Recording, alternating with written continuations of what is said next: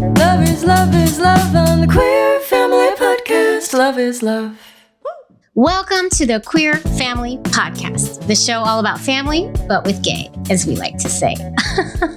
My name is Jamie, and I'm your host, and I am so excited to be here today, and I am so excited to, on this day, be kicking off what I am calling the Queer Family Podcast Pride Extravaganza.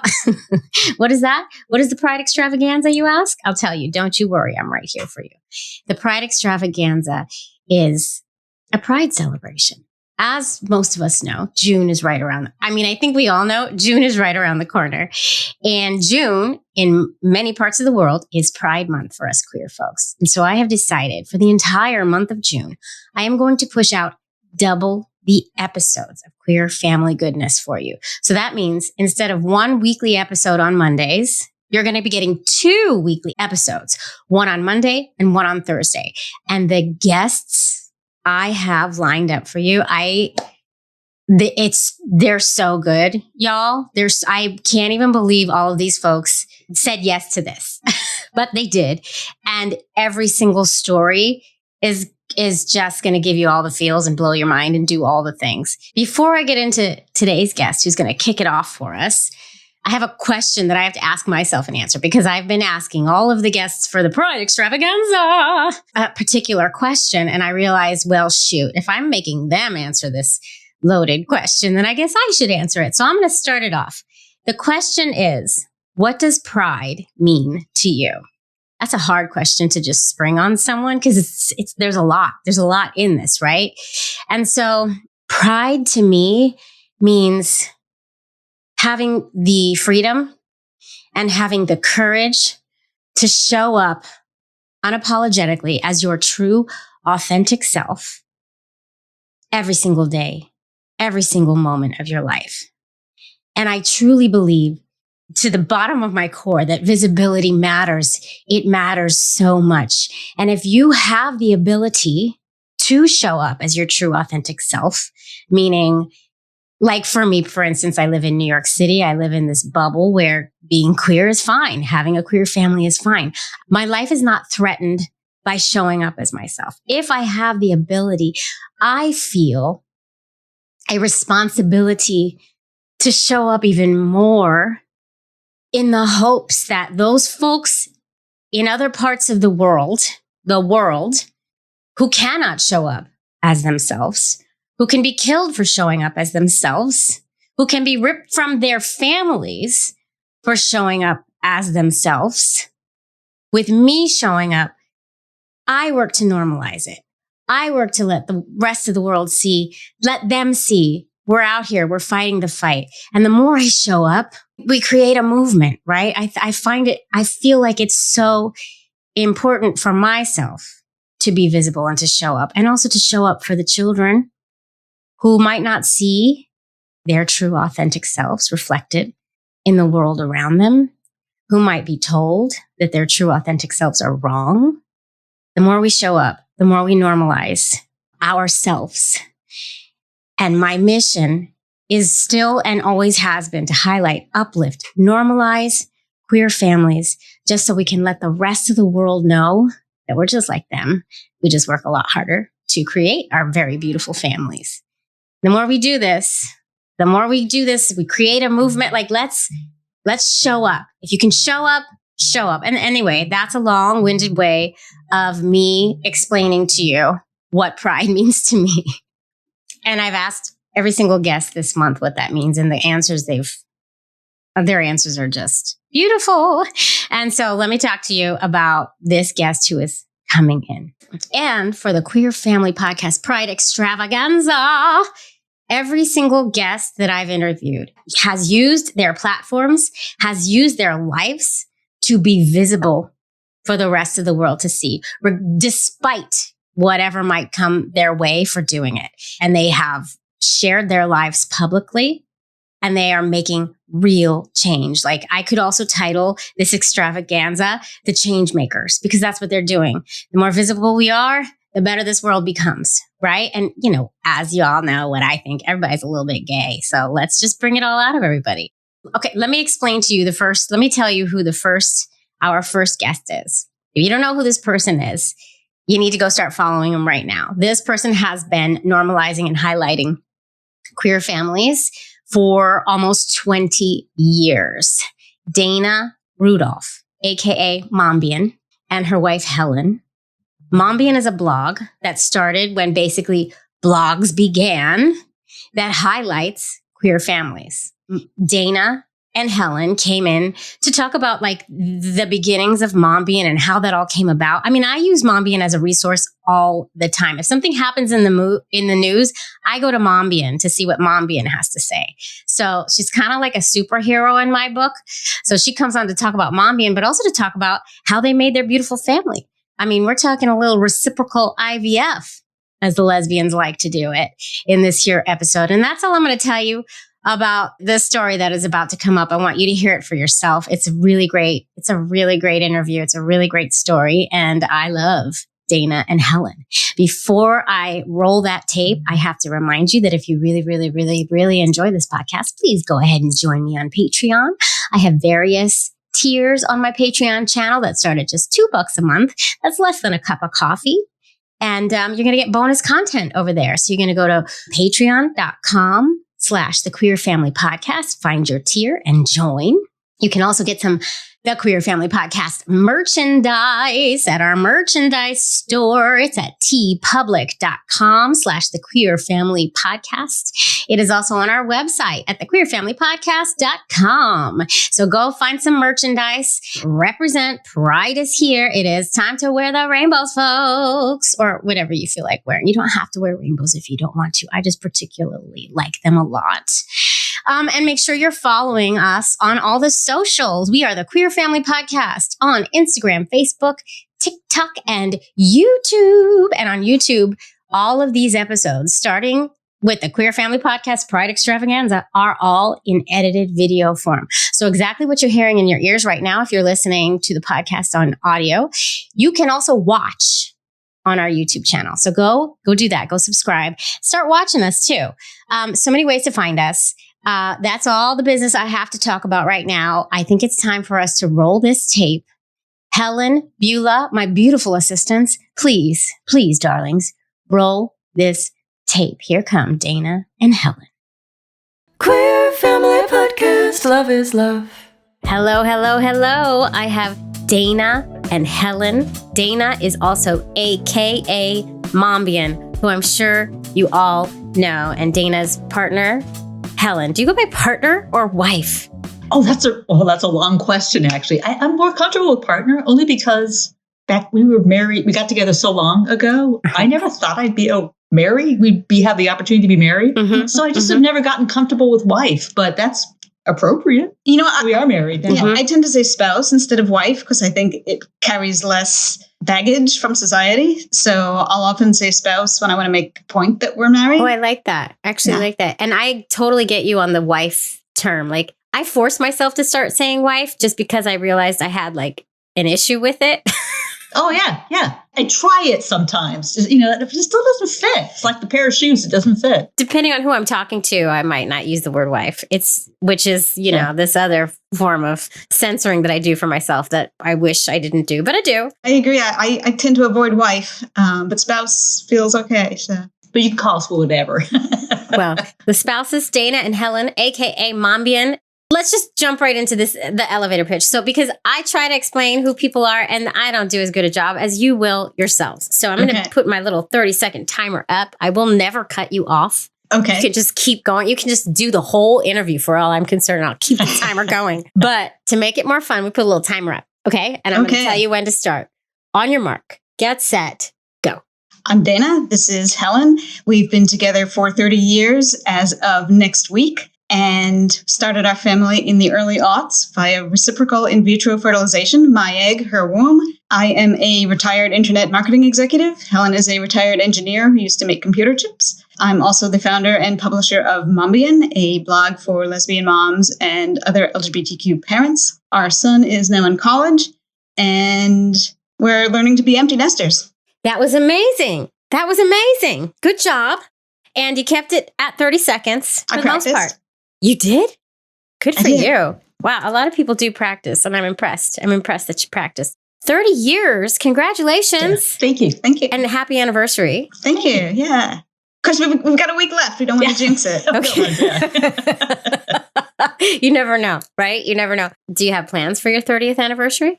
As it turns out, our son is getting back from college for spring break the day before, so he's going to be around. But I can think of no better way to celebrate our anniversary than to have the whole family together. So. I was just going to say, is that a good thing that he's going to be around? Because I'm still in small baby land and I like treasure my time away from the kids. But I think that changes as you've been around for a while as a family, right? And as you grow.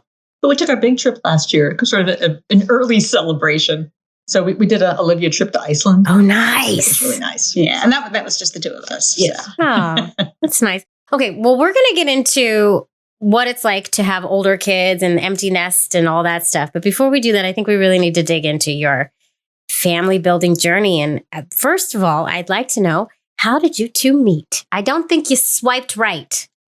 No, this was long before that. Then. Yeah, no. So we were both in graduate school, and we were both volunteering for an organization that gave free rides to women at night around the university and around the town. And I was one of the dispatchers, and Helen was a driver.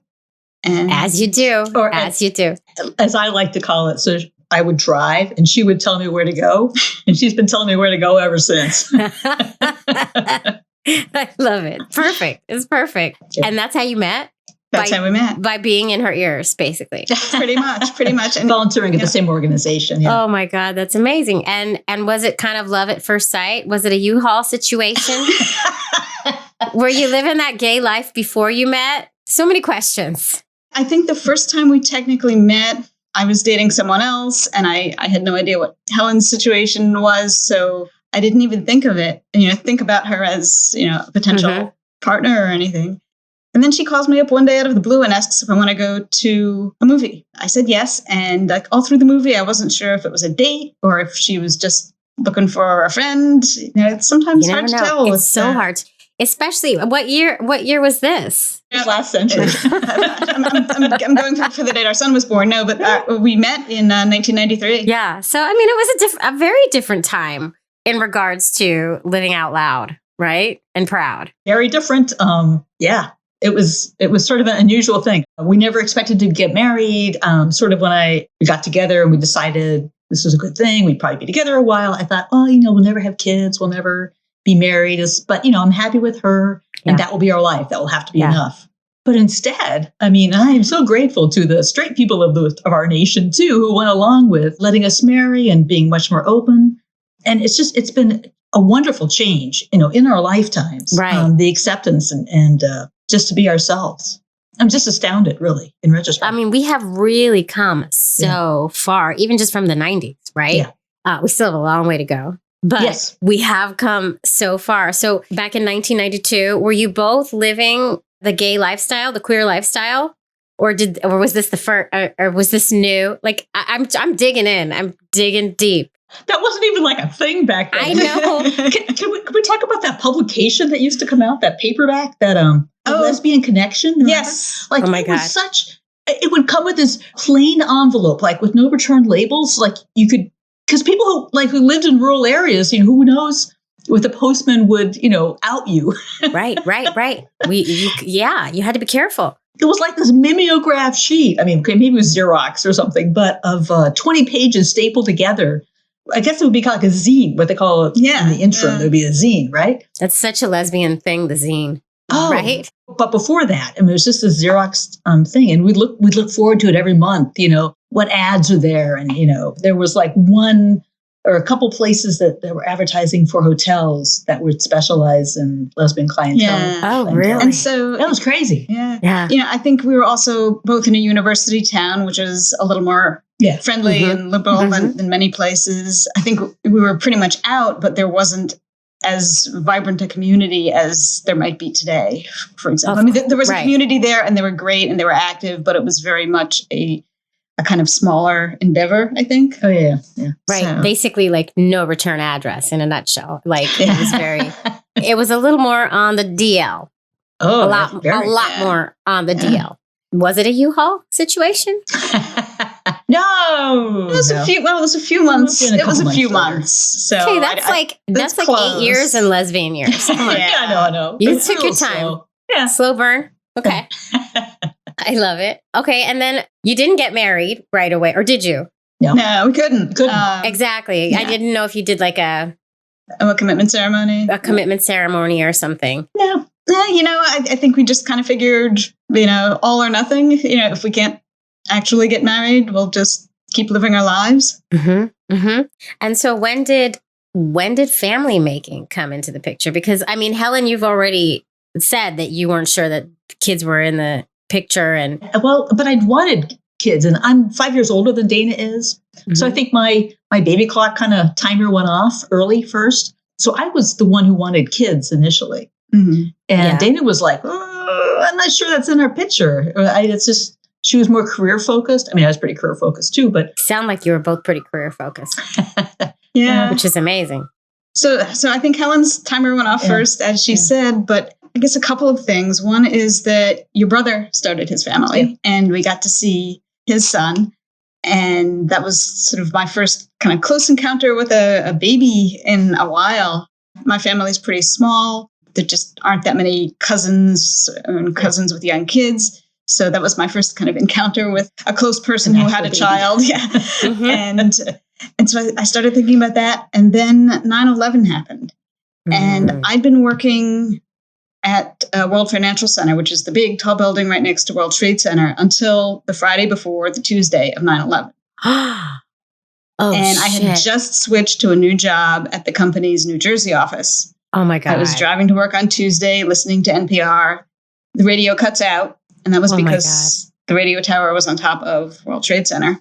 It was certainly not as close a miss as it was for some people, or not a miss in many cases. But it got me thinking about, what happens if, and just unseized opportunities. Between those two things happening kind of close together, that got me thinking about it. And all of a sudden, a baby's looking kind of rosy. And I said, hey, and I think I shocked you when I first brought it up. Okay. Actually, it's funny because she comes in with this game plan. She goes, okay, here's the plan. Of course. I'm like, what? She goes, we'll have a baby. My eyes are big. Okay, here's what we're going to do. Mm-hmm. We'll take her egg. We'll use donor sperm, mix it up in a Petri tool, and then I carry. I said, I'm in.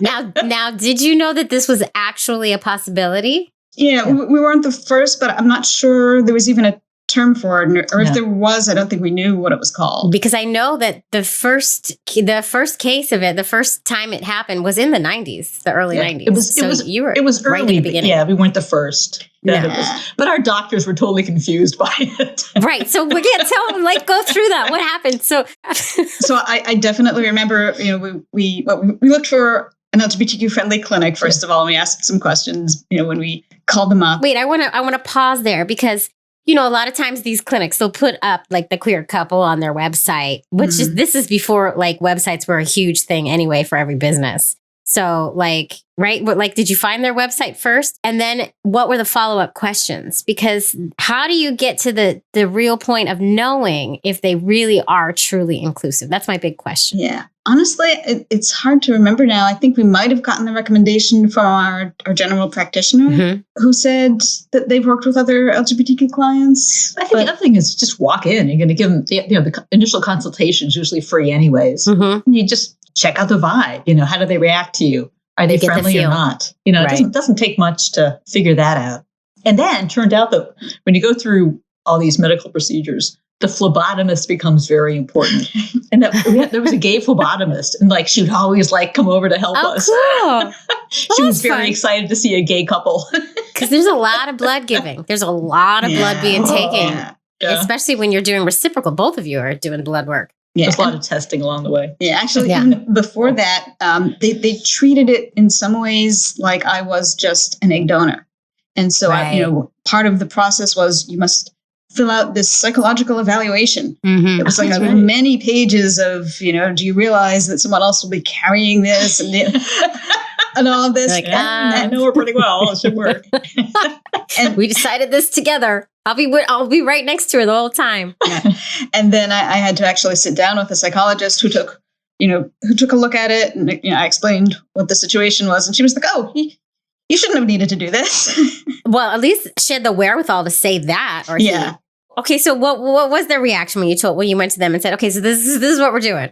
They were actually okay with it. Yeah, the first doctor. I remember it was a woman the first time around, and she was great. I think this was the first time she'd ever encountered it, but she, was on board. So that was great. Well, that's good. Okay. Yep. And, I think we also stumped people at the insurance company because, we basically said, we're doing this. We're a 2-woman couple, so we're technically infertile, so you'll cover this, right? And Dana's very forceful when she wants. She's kind of tiny. You can't really tell on the video, but she's like this little tiny person. But when she's right about something, or she's determined about something, you cannot just get in her way. No way. So she's just like, you're going to do this. You're going to sign this. This is the way it should be. And they signed everything. Yeah, oh my God, seriously? Yeah. Because I think companies today are more prepared for these questions, so they have more policies in place. Back then, they didn't really have the policies in place. So we kind of just said, just dupe them. Yeah. Just send Dana in. That's the trick. And that's okay. First of all, we're going to send Mombian in. And then I love it's like your superhuman alter ego, Mombian. And then dupe them. Because nowadays, it's like such a struggle for queer folks to get fertility coverage in any way. Like there's only I know of one insurance that is at least a bit inclusive, but for the most part, it's inherently biased against our families and our family building journeys. I don't think we duped anyone. They said you had to be infertile. I said, we've been together for 10 years. It hasn't worked yet. I may have also mentioned that I was head of the LGBTQ employee network at the company, and I think you thought it would be cheaper than a lawsuit. Have a few things to say if they didn't cover us. Yeah. But I didn't tell them any untruths, and they covered us, which was great. Yeah. Not just once, but twice. Twice. It took us 2 times. Yeah, because the first time didn't take. Okay, so you have to do an egg retrieval and you have to do a transfer. So many needles. So many freaking needles. It's like the story of our family building journeys. Needles is like one image. How did the retrieval go? Did you get a lot? Was that the part you had to go back for, or was the transfer? The whole thing. The whole thing. Yes. So at first we did a test cycle, right, which was just like practicing most of the medications, but without actually like triggering the egg release. There was some test cycle we had to go through. Oh, maybe, but I mean, they only did the egg retrieval twice. Yeah, and then we did 2 egg retrievals. They knocked me out for it. That was their standard procedure. Yeah, and I woke up babbling incoherently. I remember, but it was pretty painless. Yeah. So we had, I think, what was technically a chemical pregnancy the first time around, which means the hormones levels go up, but something didn't actually. But within a couple of weeks. Yeah. You knew rather quickly. We knew that hadn't happened. Yeah, that would have to plan again. We did. That's why you had to go back. I gotcha. Yeah. Okay. And then you each had to go through the process all over again. Yeah. Okay. You did reciprocal IVF. For those of you at home who are listening who don't know, which I would be shocked if you don't know what it is by now if you've been listening. But if this is your first time tuning in and you're just an ally, you just wanted to hear, reciprocal IVF is when they take the eggs from one person and fertilize them outside and then put them into the uterus of another person. And it's a wonderful, beautiful option for queer folks. And it's just, I love it. I wish we wouldn't have been able to do it because our insurance didn't cover it, but I wish we could have done that because it's like the closest way in some ways we have to each having a really strong connection to the birth experience of the child. Absolutely. And, he looks like me. He's got the red hair, but Helen had the experience of carrying him in her body and wanted that experience. So my take on it is I'm not the most feminine of women. That's just me. But I'm like, women have this superpower, right? Yeah. We get to have babies. And like being a woman, a lot of the times I'm an engineer. I work with all guys. I know they get paid more than I do. A lot of times being a woman just sucks. Yeah. But like I could do something that you guys can't. Oh, so that's that was your impetus for it? Yeah. I wanted to experience that. If I'm going to be, I'm a woman, I am going to be a woman. I want to experience the whole 9 yards. I just really wanted to go through a pregnancy. Yeah. And so it was a wonderful experience for me. I really loved it. You did. You liked being pregnant? Oh, Helen? totally. Yeah. See, I thought I was going to love it, and then I hated it. But we know he came out well, and he's a grown adult now and doing his life. They came out perfect, and I love the way that we created him because we both wanted to participate in the creation of this child somehow. Right. Mm-hmm. And it's funny when people meet us, they assume that Dana was the carrier because he's a spitting image of her. She has red curly hair, right? He has red curly hair. Yeah, me not so much. That's basically the telltale sign right there. The red curly hair that gives it away. But I know that when he was born, every molecule in his body, came from me. That's beautiful. He was mine. And it's really kind of freeing having a child that looks nothing like you. Because if I had a little mini me running around, I'd probably be hard on them. I'd expect more from them. But instead, he's like this wonderful little creature all on his own. And he's been a joy from day one. Wow. So much fun. You guys are good moms. Y'all are good moms. You're a better mom than me because I wouldn't say my kids have been a joy every single day so far.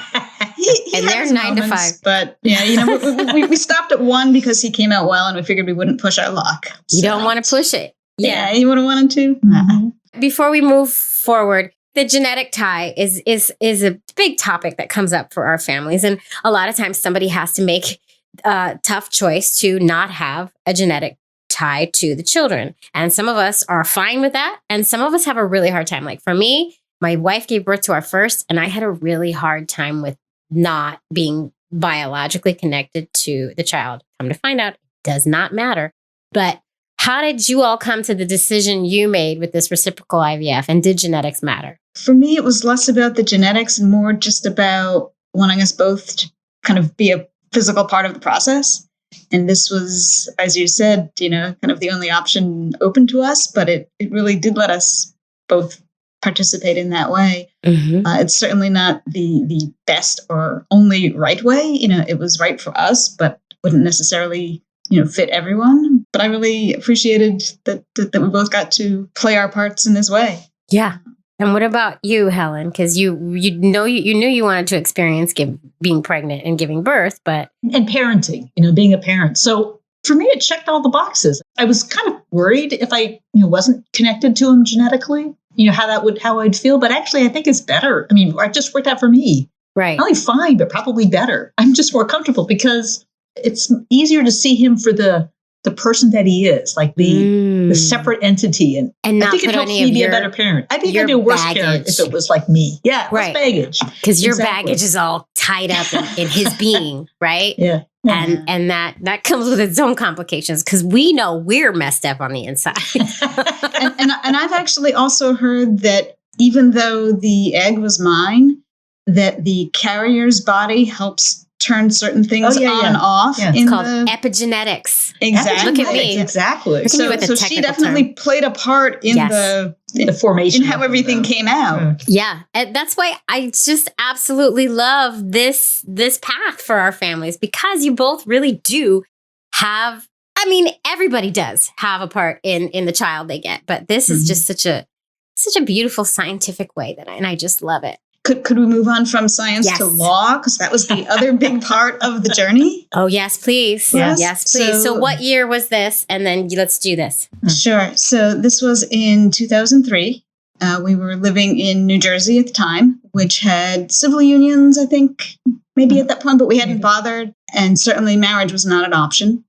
I would have had to adopt the child if I wanted any kind of legal rights over it. Right. And I said, that's ridiculous. It's my genetic child.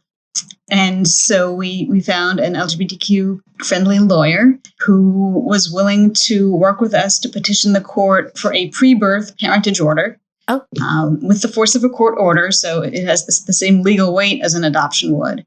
And to name me as a parent before the birth. That was great because it meant that the child had 2 parents from the moment of birth. Right. And especially when we had an emergency C-section, when, Helen was not feeling good and the baby's heart rate was going down and lots of bad things were happening right there. It was so gratifying to know that I had legal ties. Definitely a parent, because also the birth certificate does not signify parentage. Right. The birth certificate only signifies identification at birth, which is like ridiculous. What's the point of a birth certificate? Yeah, and I'm not even sure if I would have been able to get on the birth certificate at that point in time. Right. So we thought we'd be the first in New Jersey to be doing this because initially our lawyer didn't know of any other couples doing it, but it turned out there was another couple a few counties over who beat us by a couple of months. Yeah. So we were part of a good trend of folks. I am happy that there were others doing it. It definitely felt like it was a movement.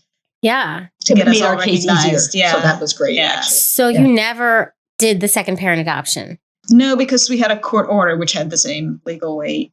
And is this still an option for folks? I believe so, but my guess is it probably varies state to state. Right. I know New York, in its recent parentage laws, allows for a pre-birth parentage order as one of the options. Yeah, this is a new thing. I mean, on the show, I always just advise people get that second parent adoption or get legal advice and figure it out because you just, like you said, you never know. Yeah, and you had a you never know right at the birth. You know what I mean? Mm-hmm. So it's something I've said over and over and over on the blog. The birth certificate, even if you're married, is not enough. It's not enough. It's not enough. Okay, so amazing. So you're on the birth, so they have babies born. Life is great. He's an angel, you lucky ducks. How does Mombian come about? So my professional background was in internet marketing and strategy. Our initial plan was that Helen would stay home with the child for a while. Mm-hmm. Just being the one who gave birth, it kind of made more sense. Mm-hmm. It was probably 6 months after he was born that the company I was with had some big reorganization, and I decided I didn't want to stay with them anymore. So we figured, well, let's both send resumes out there and kind of see who gets the better job. Whoever gets the best offer loses and has to go to work. I love it. It's so lesbian of you to just really we're going to toss a coin. Everything is equal here in this parenting landscape. And I think I know what happened, but somebody got a better job. Yeah, so Helen got the better offer and went to work. And I had to go to work. Yeah, I tell straight friends this, or people that I've met at our son's school and things like that. And I tell them that part of the story, and they're like, "You did what?" Yeah, just the idea that we could have even just entertained the idea to switch off like that is, it was so freeing, honestly. And I wish more couples would feel. I wish straight couples felt that way. Exactly. I wish guys were more comfortable staying home and being parents. I know. It's so baffling to me that folks don't think outside the box in this day and age more. Yeah. Our queer families are always going outside the box because sky's the limit for us. Right. Yeah. What box? Exactly. I just love that. That's amazing. So, but then poor Helen got the wrong side of the coin. but it worked out great. Dana was a great primary caregiver. Mm-hmm. Yeah, she probably did a better job than I would have. To be honest, I don't think so. She's really good. Look at you too, still in love, doing the thing. Isn't it funny? Honestly, 30 years. I can't believe it. To me. I love it. Oh my God. And honestly, when you get to the empty nester part, it's kind of all new again. It's really good. It's awesome. I can't wait to hear. Wait, before we get to the empty nest, because we're gonna dig into that, because I think a lot of folks at home will love to hear about your, empty nest, and I'm sure there's a lot of folks going through it themselves right now. So where did Mombian come from? So I had this background in internet services, and after our son was born, blogs had just started to exist, really. I was just kind of keeping track of them, and I was like, this would be a good way to sort of keep up my professional skills. Mm-hmm. Have an adult thing to do while you're being a mom. Because that's so important. It's so important because it gets lonely and it gets tiresome and it gets redundant, huh? Yep. And there's 10 minutes a day when he naps and I can actually do something else. I know. So, so that was great. And in thinking about what to do, I briefly thought about doing a cooking blog because I love to cook. Mm-hmm. But that would have taken a lot of extra preparation and effort. Starting a parenting blog basically just meant I parented my kid and then I could take extra time to blog. Right. There was not a lot of additional overhead. The material was already there. But, I also, I didn't want to make it a blog that was primarily about our story, although obviously I draw on my experience a lot. We're two suburban white women who didn't encounter a whole lot of bumps in our parenting story. It's kind of a boring story. I'd like to think we made it entertaining here talking with you. It's not boring at all, but I understand you think it is. I guess, I didn't know that the world really wanted to hear what my son had for breakfast. And I also wanted to, to respect his privacy as he got older. So I wanted to come up with an idea that I thought had, some viability beyond that. And so I started a site that was all about news and information and resources for LGBTQ parents. Because at the time, there were parenting sites, there were queer sites, but there weren't a lot at the intersection. Yeah. And I think, now there's probably a little more overlap. There are some other resources, and there are, parenting stories on the mainstream gay news sites and queer stories on the mainstream parenting sites. But at the time, there really wasn't. No. And so looking at, LGBTQ rights through a parenting lens and looking at parenting things through a queer lens, offering resources for parents like LGBTQ inclusive books, which has become really a main part of the site. I've launched a database now that has over 1,200 books in it, mostly kids books and some parenting books. I'm in there. That are LGBTQ inclusive. Yes, your book is definitely in there, and happily so. But when I started, I could probably count on one hand the number of LGBTQ inclusive picture books, and there's now I think over 600 in my database.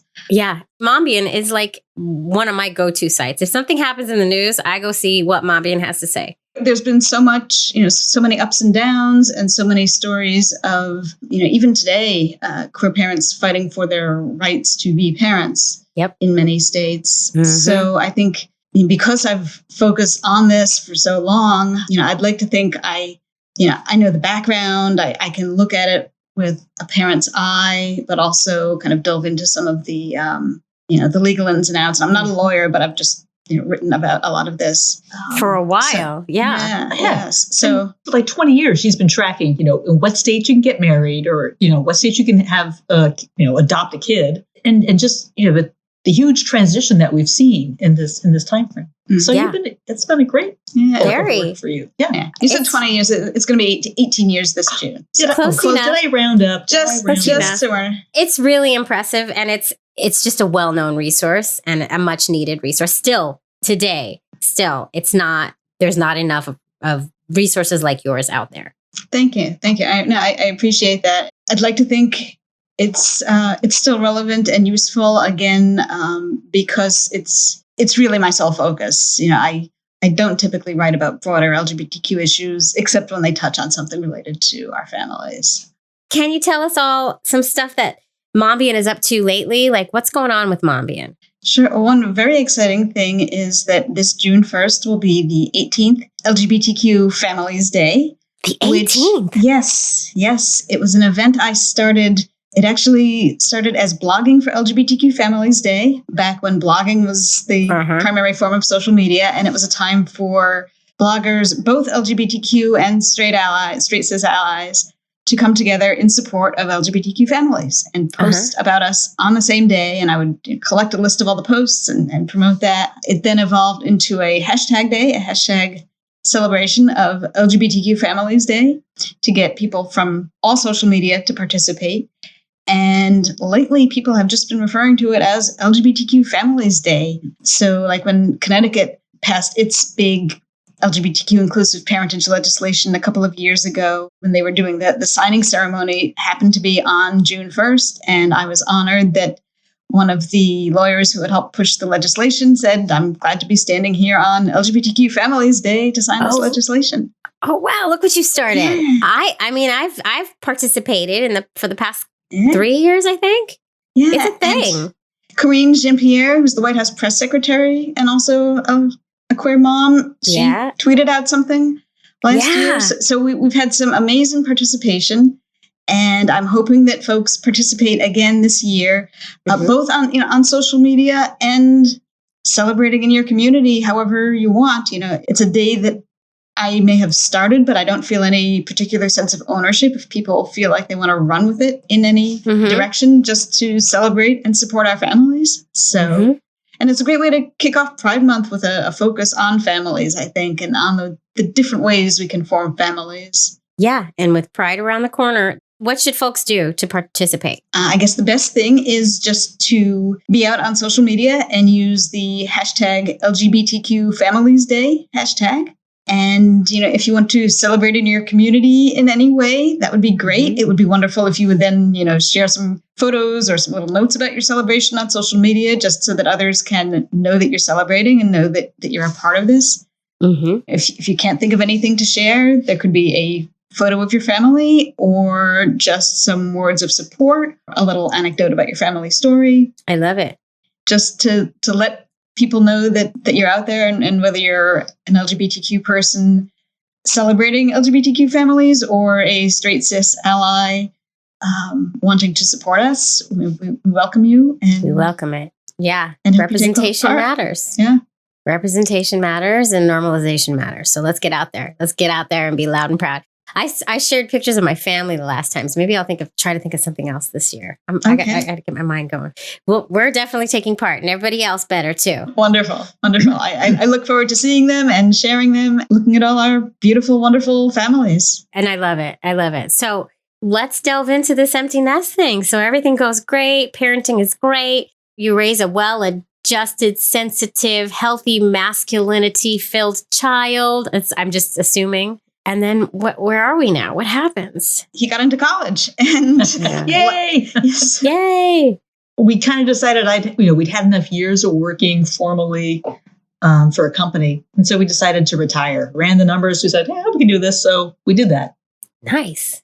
And so we retired while our kid was in high school. And we knew going into it, we wanted to have projects to go, because we both retired at the same time. Me not being busy during the day is a very dangerous thing. That's my wife too. I'm like, can you please go do this, please? I just give her random jobs. Oh, it's perfect. If you don't keep an engineer busy, she takes apart the toaster. Yeah, sure. Yeah, I can sit all day and do nothing. Like, it's no problem for me. I wish I could, but not my wife. So I knew I wanted to, keep doing more with Mombian. So you've been able to do a little bit more with it because more time. Mm-hmm. And then I started my own projects. I did do 3D printing. It's what I've kind of fallen into. So cool. It's not related to what I did before. I used to make computer chips. But 3D printing, I now have 7 3D printers at home. Wow. Yeah, you do. Doing a variety of projects and you're printing a little village. You're making your own village. So that's a lot of fun. So it's basically like, it's not quite like when we got together, kind of the newness of it all, but it's like kind of like a new life, because we're how do you want to spend your time now? You have 24 hours in the day, and you have a flexibility to do anything. Your kid's off at college. And I think the first year we did a lot of trips out there to kind of, check in on him and make sure things, freshman year is rough for every kid, but he hit the ground running at school, and he had friends. And so, I was just I was so relieved that all just started going smoothly. And then this year we continue watching him sort of, because, it's like your own family, and he's got to split off and go do his own thing, right? He's got to figure out what that is and be an independent person. Oh, God. And it's just wonderful seeing that kind of happen. I think it's easier for parents today because you can stay in touch with your kid much more easily. Right. Through, texting or Zoom. We Zoom with him maybe once a month, once every couple of months. So, I think it's important for us parents also to learn to step back, as Helen was saying, because they have to take their own path. Yeah. But it's also, I think, easier for parents today than it certainly was for our parents. Because we have more options, right? We had just a phone. And it was, for me, it was a long distance call. I had to pay for that. You know what I mean? Yeah. So I don't think I ever phoned my parents when I was in college. I was such a mama's girl. I think I called her every single day. Oh, really? Oh, yeah. Yeah. And, we're trying to have our own lives. But I think, as Helen had said before, it's also important, even through parenting, that you each have lives and interests of your own. This is what I was going to ask you.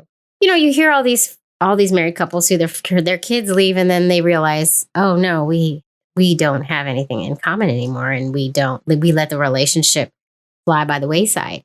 So how do you keep it fresh during those childhood years? And then let's go into this. How does it work? Help me make sure mine is going to work. I'll say thank goodness for my parents. My parents were close. Helen's are across the country. And our son was the only grandchild on that side of the family. Mm. So my parents were all over him. My dad was retired and would visit regularly. I mean, the question isn't when he's coming, but, will he ever leave? Right. So having them around was great. Because they would take the kid like for the evening or the weekend or the week and we'd go off. That's and nice. So that was awesome. Yeah, I remember he was like 6 months old or so, and we actually went away for a week. And he stayed with them. It was great for them because they got to see him. It was great for him because he learned to be with other people and to be able to be apart from us. And it was great for us because we got a break. Yeah. That doesn't mean, we loved him any less or, weren't as engaged when he was with us. But it was also, I think, really important for him and for us to have that time. Right. So we're just so fortunate to have a great set of grandparents. So So I'm making like a mental checklist. Make sure you have breaks built in. Okay. What's another thing? Towards the end, like last 5 or 6 years-ish, my job, I would travel a lot. Actually, I was gone a lot. I traveled to Asia.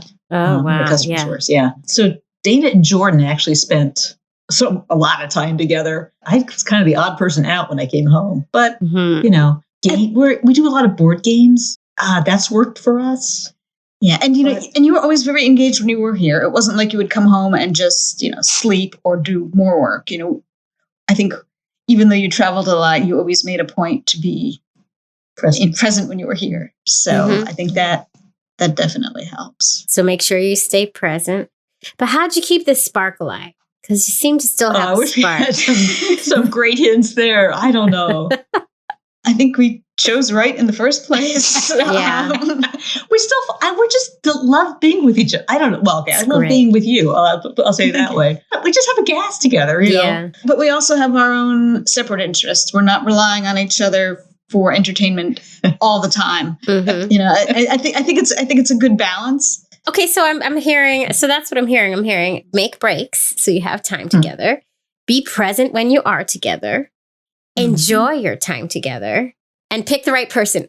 Other than that, Easy. And there it is. I love that. Do you have anything else to add about being an empty nester and any takeaways you've found? You will bawl your eyes out when you drop the kid off at college or, first apartment if it's not a college, wherever. And that's okay. Yeah. And the kids are going to be all right. They're going to be all right. Yeah. Absolutely. It might hurt a little. I mean, I cried when I dropped my daughter off at camp. She's 9. I was a wreck all week.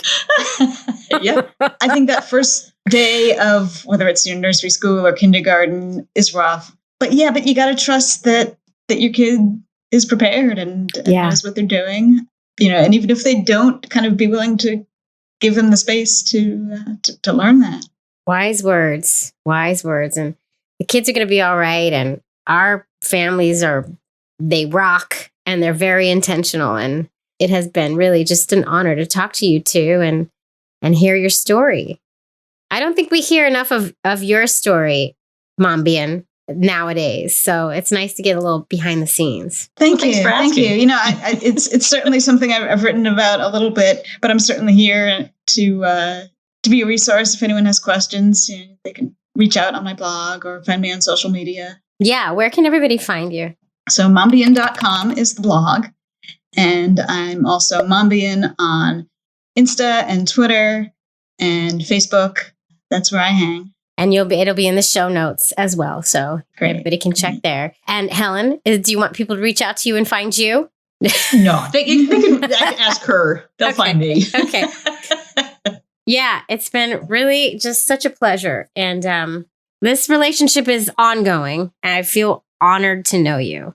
Oh, likewise. I've been delighted seeing your show take off and see all the great stories that you're bringing to light. Because that's so important. Just to see that other people have been here before us. People who've read my blog for a while know that another of my common themes is that we queer parents are not new. No. The first group on lesbian motherhood was held in 1956, as far as we can tell, by the Daughters of Bilitis, which was an early lesbian group. So there's a little factoid. I like it. And, there were certainly queer parents before they came together to be that group. So we go back even farther. Oh, we go way back. Back to the Greeks, honey. Oh, yeah. I mean, I was about to say Sappho probably had a kid, as far as we know, or may have had a kid. And Alexander the Great, and they were both queer. So we go way back. Those are our starter queer parents. so never think you don't have a history and a background and a culture to draw on. It's true. We do. And know your history, and just remember representation matters. And hopefully there's more of us out there as the years unfold, like living loud and proud. I know we're there, but you know what I mean? I think there will be. This world is changing. I have hope. And these kids are going to change the world for the better, in my opinions. Yeah. I'm excited to see what these kids do. Well, it's been an honor. It's been a pleasure. Likewise. Thank you. It's been great to meet you as well, Helen. Likewise. I adore you, and I'm going to come over for coffee someday. I know. Come over for coffee. Sure. Yeah. Awesome. I know. Well, I know where you are, but wherever. Come on over. I invite myself to everyone's house. I might show up. You never know. Sure. You never know. All right. Thank you so much. Thank you. Thank you. Queer Family Podcast. Well, folks, I really hope you enjoyed this episode of the Queer Family Podcast and the Pride Extravaganza.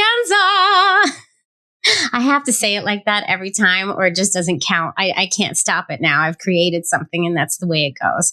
If you do like what you hear or what you're watching on YouTube, please feel free to subscribe, rate, review us. All those things help us get this out to an even wider audience. Under the realm of visibility matters, it makes a huge difference. So please go do all those things, and feel free to write a really nice review. I don't mind that ever. And also make sure you're following us on all the socials. We are on Instagram, Facebook, TikTok, and YouTube at the Queer Family Podcast. Make sure you get your Pride merch with the Queer Family Podcast merchandise at tpublic.com/the Queer Family Podcast, or you can also find that merchandise on our website, thequeerfamilypodcast.com. You can also find it in our Instagram link in bio if you're on Instagram more than anything. Do that, do all that stuff. And join me on Patreon. Patreon, you get the video episode dropped a day early, y'all, which is huge. And some other bonus stuff too. So head to patreon.com/thequeerfamilypodcast. Find the tier you can afford and join. I would love to see you over there. Let's create a big community. Let's be visible, folks. I love you all so much. I'm so happy you tuned in. Please tune in to the next one. And if you feel like watching another Queer Family Podcast episode and you happen to be on YouTube, just click to the next one. You might as well just watch us all day. I'm going to say that every week at this point. Watch us all day. Watch Queer Family goodness all day long. Because who can get enough of that? No one. Come on. I love y'all. I'll see you next time. I'll be in your ears next time, however you are listening or watching. You know what I mean. I love y'all. Thank you so much. Mwah. I'll see you next time. Love is love on the Queer Family Podcast. Love is love.